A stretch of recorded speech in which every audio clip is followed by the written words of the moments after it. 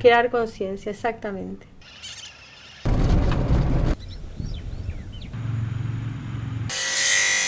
Detenerse, apreciar, valorar.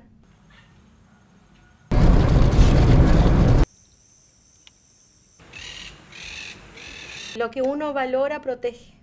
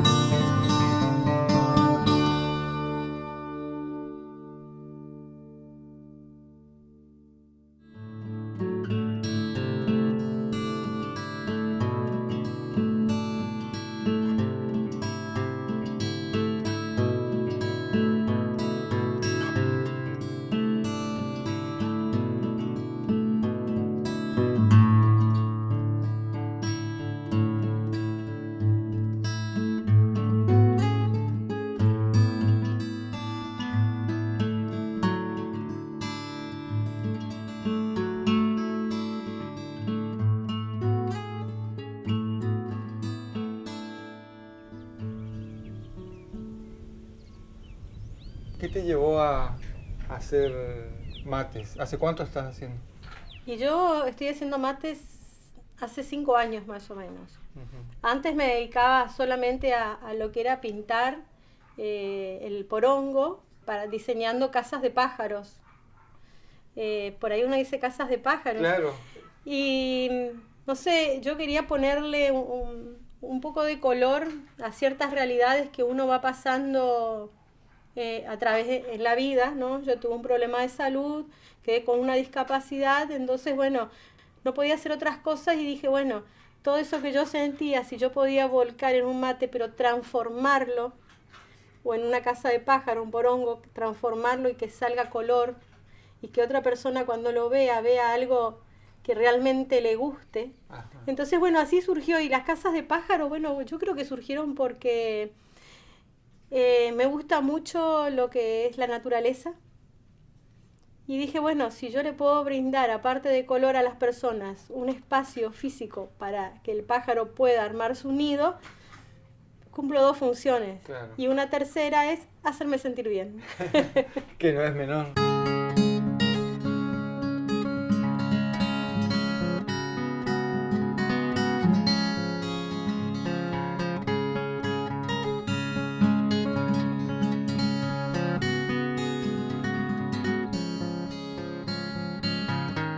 Casas de pájaros las hago con los porongos que yo cultivo.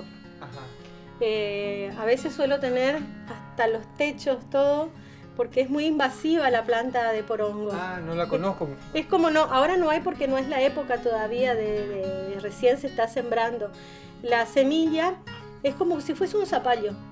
Las hojas y las flores son similares a la de un zapallo. ¿Enredadera por el piso? Por donde encuentre el lugar. Generalmente se hace por el piso. Pero ellos trepan en todo lo que hay. Generalmente uno consigue semillas comprando porongos a otras personas de distintas clases, distintas variedades. Entonces cuando uno las planta, después tenés de distintas formas para trabajar para las casas de pájaros, claro. o los recuerdos, por ejemplo, o estos que después se convierten en imanes también para la heladera. Hacemos todo el proceso, le ponemos el imán. Generalmente antes las tiraba. Claro. Y después me di cuenta que podía transformar en otra cosa con la misma técnica de las casas de pájaros, que es la pintura en acrílico. Y después se le pone un barniz que es para exterior, un barniz que se usa para las capas de los autos. Ajá. Entonces, tipo el bicapa le dicen. Exactamente, algo así es. Entonces eso que hace, le deja un brillo muy intenso. Este tiene una sola mano, pero para las casas de pájaros, por ejemplo, le ponemos 2 manos y eso le impermeabiliza. Entonces se pueden colgar afuera.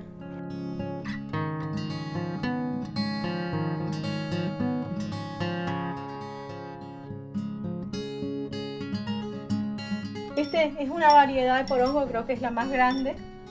Le hacemos el agujero con una broca, porque si no es muy difícil. Claro, yo estaba viendo que un es taladro, grueso. Es grueso, se sí, me hizo que era más la pared más fina. No, algunos son finos, fíjate que vas a ver Claro, que este es más fino. Este también es fino. Entonces, como para hacer un ropero. Sí. Le hacemos, fíjate que tiene, en este caso, una pareja de tucanes, ¿no? El palito, que es un palito de yerba mate, que le llamamos cambito. Acá. Cambito se llama. Al palito de la yerba mate, cuando está cortado, depende del grosor, se le dice cambito.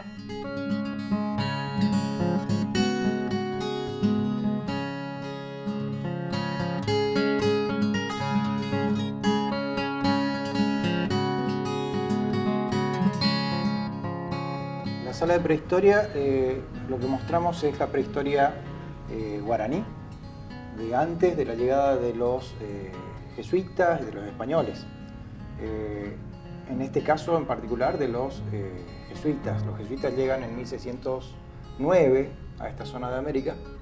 Años más tarde se van a ir fundando cada uno de los pueblos o misiones jesuíticas, pero digamos esta parte de prehistoria es anterior. Jorge, ¿qué es esto que estamos viendo? ¿Parecen ladrillos? En realidad, digamos, tienen la misma factura que un ladrillo, pero son baldosas. Son de origen jesuítico o jesuítico guaraní. Ellos hacían un molde de madera y buscaban la mejor tierra posible y la quemaban como los ladrillos de hoy en día. Hay hexagonales, hay octogonales, cuadrados, triangulares. Dependía mucho del tipo de piso que se iba a hacer, si era un piso interno, de iglesia, de galerías.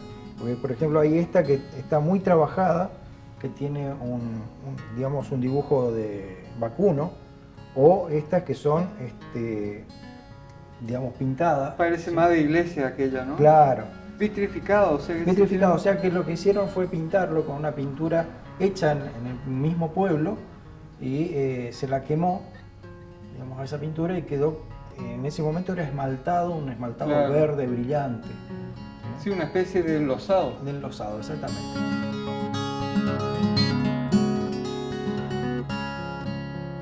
Nosotros vemos así este tamaño y es un ladrillo. Tremendo ladrillo. Sí.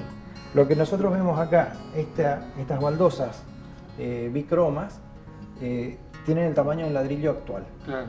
Comparado con el ladrillo jesuítico, digamos, es algo chiquitito.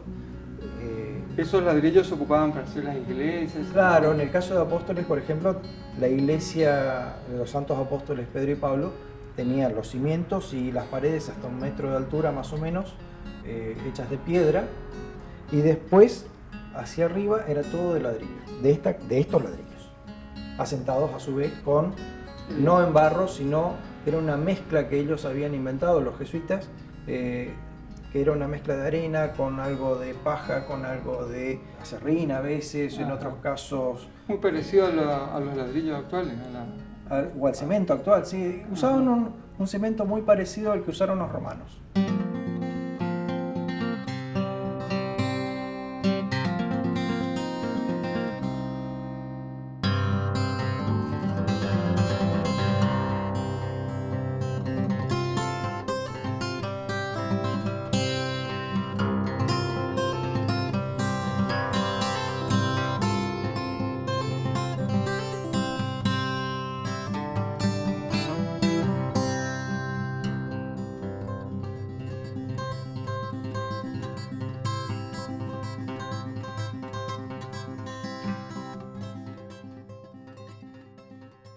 Encontrás casas de pájaros muy chiquitas, de este tamaño así, que son los mínimos, y después tenés unos porongos que son como los que están colgados ahí, que son muchos más grandes, que son como que si fuese este mate, ¿sí? Pero acá arriba viene esto, así en redondo. Entonces yo le invierto y ahí le hago el agujero, le diseño. Generalmente los diseños son también de la selva misionera, o flores de la selva misionera, o animales, mariposas, pájaros. Entonces, para que el pájaro pueda venir y apoyarse. Claro. Y esto generalmente lo que hay que hacer es colgarle así, cerca de la rama, para que el viento no lo balancee tanto. Claro. Este, por ejemplo, tiene todo lo que es las mariposas que nosotros vemos en los charcos de agua o al lado de los arroyitos. Sí, las amarillitas. Las que andan por el amarillitas, camino. exactamente. Y acá es todo camino, un arroyo, una cascada, un lavacho.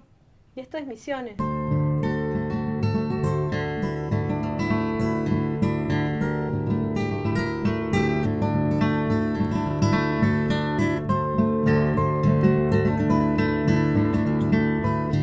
Vos le colgás en una rama o en una galería, le dejás un tiempo y el pájaro se acostumbra a eso, que era distinto en el ambiente, y ahí hace su nido.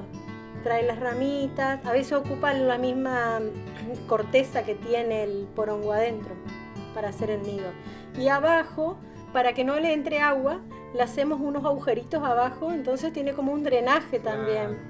Si no llueve y se va. Se llena de agua, se llena de exactamente. agua. Qué lindo, porque es recuperar algo y atraerla a la naturaleza, o sea, tener la naturaleza en el patio de tu casa. Sí, este año, por ejemplo, me pasó que quería muchas mariposas, ¿no? Entonces dije, bueno, ¿qué hago para tener mariposas?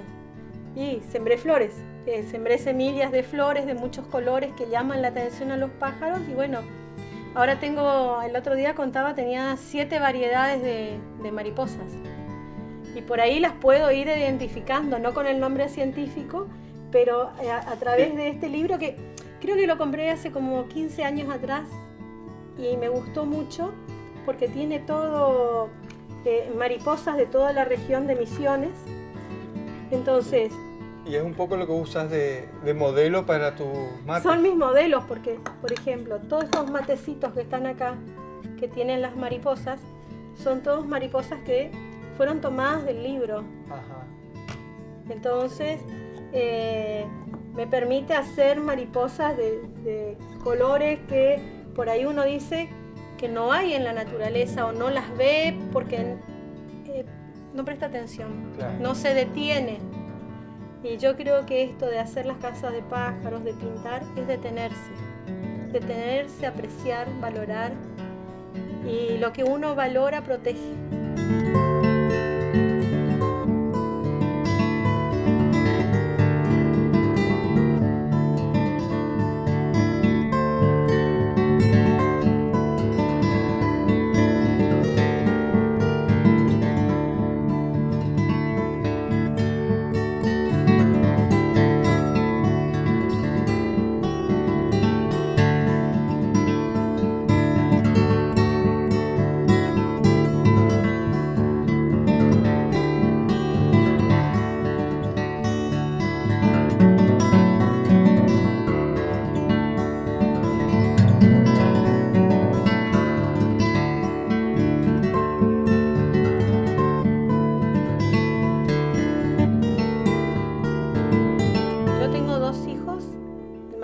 Juliano tiene 29 años y el menor tiene 21. Y al más chico le gustaba demasiado el mate y siempre que íbamos a algún lugar teníamos que traerle un mate de recuerdo. Después ya nos dimos cuenta que a todos los lugares donde íbamos era como que eran los mismos mates, no variaba mucho. Entonces yo dije, bueno, te voy a hacer un mate, hijo, vamos a probar. Y el primer mate era un mate curvo, que tenía unas hojas de yerba mate, ¿sí? Y el que a mi marido le hizo para como apoyo una hoja de yerba en alambrón. Y bueno, y así fuimos probando diversas técnicas de cómo trabajar el porongo, porque el porongo es un producto de la naturaleza maravilloso, que uno lo puede trabajar de distintas formas de acuerdo a lo que quiere lograr. Yo primero lo pinté con acrílico y lo barnicé y tuve como la primera decepción que uno a veces tiene, que fue que cuando le ponías el agua caliente, el barniz se expandía, porque el porongo transpira.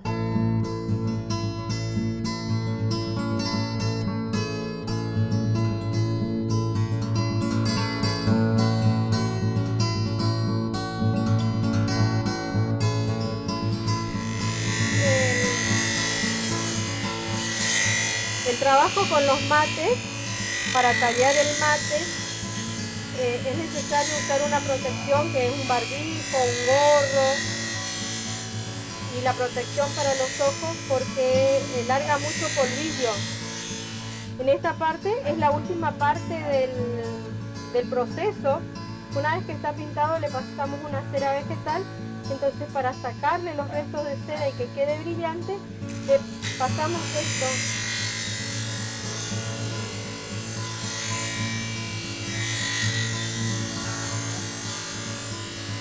¿La cera para proteger le da protección o brillo nada más? No, protección y brillo.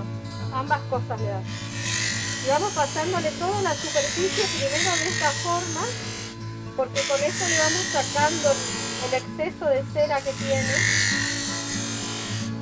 Y le vamos emparejando la cera en todo el mate, porque primero la cera se pasa solo donde tiene la imagen con el color.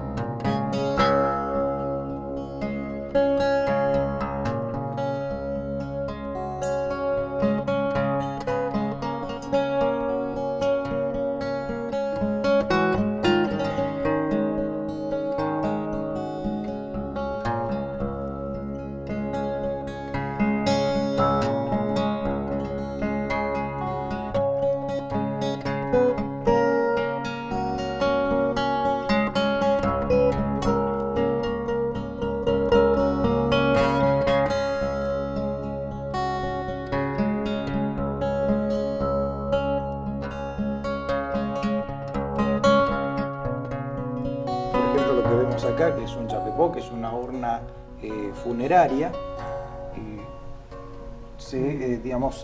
se colocaba al difunto en posición fetal y se lo sepultaba al lado de un arroyo, de un río.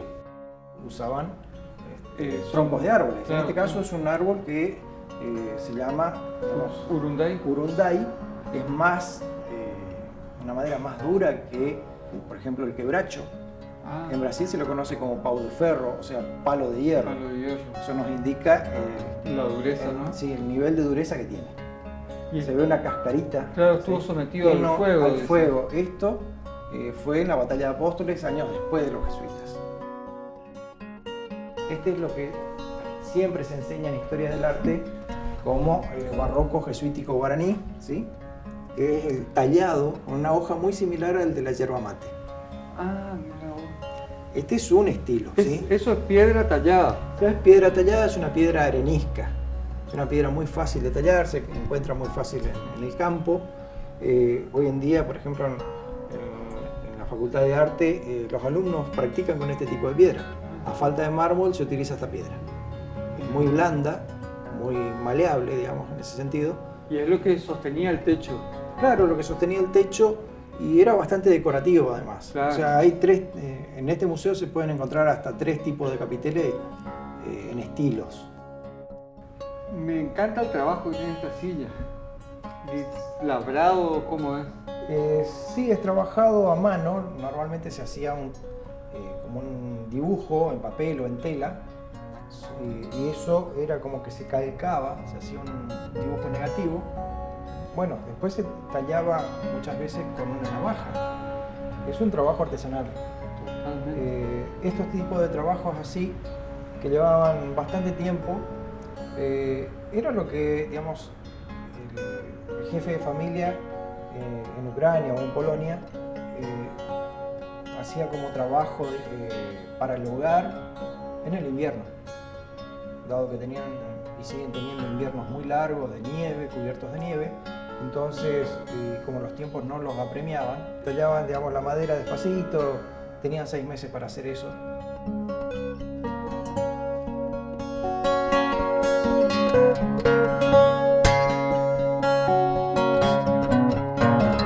¿Esto es lápiz? No, ese es un marcador porque es lo único que queda y que me da cierta visibilidad cuando lo voy tallando, ¿no? ¿Y todas esas técnicas las aprendiste sola? ¿Alguien te enseñó? No. Prueba y error. Claro, es aprender solo. Es aprender solo, sí. Era ir probando, viendo, ver cómo quedaba, hasta qué profundidad podías tallar para que no filtre el agua después.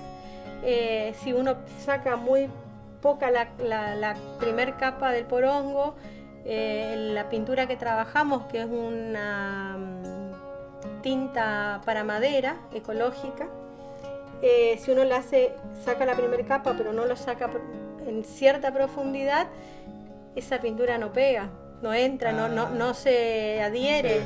Exactamente, no se adhiere porque es una tinta.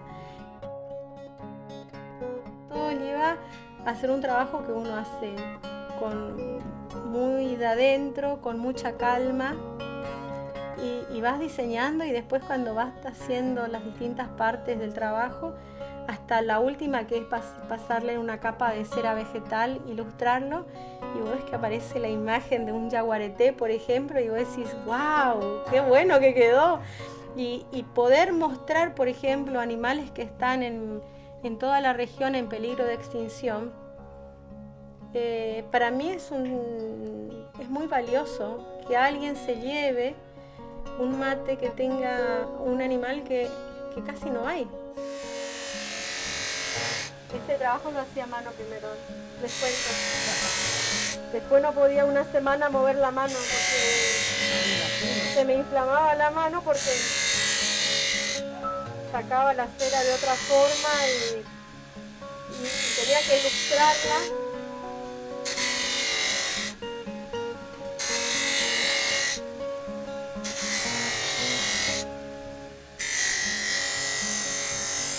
Ahí vamos viendo que Van quedando como marquitas blancas. como marca que es la cera, sí, el excedente de la cera.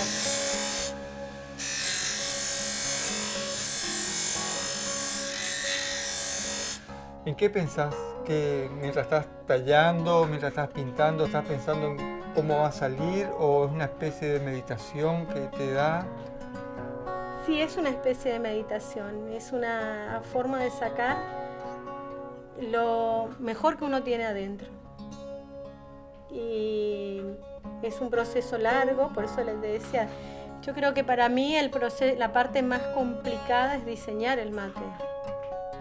Porque uno tiene que ver el tamaño del mate, la curvatura, cómo va a agarrar el otro el mate, qué va a ver el otro cuando reciba el mate.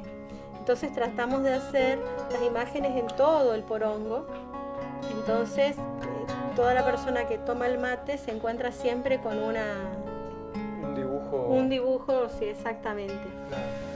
Y ahí viene la otra parte de la otra forma, ¿no? Claro, hacer transversalmente. Exactamente. Y ahí es donde aparece lo más lindo del mate, ¿no?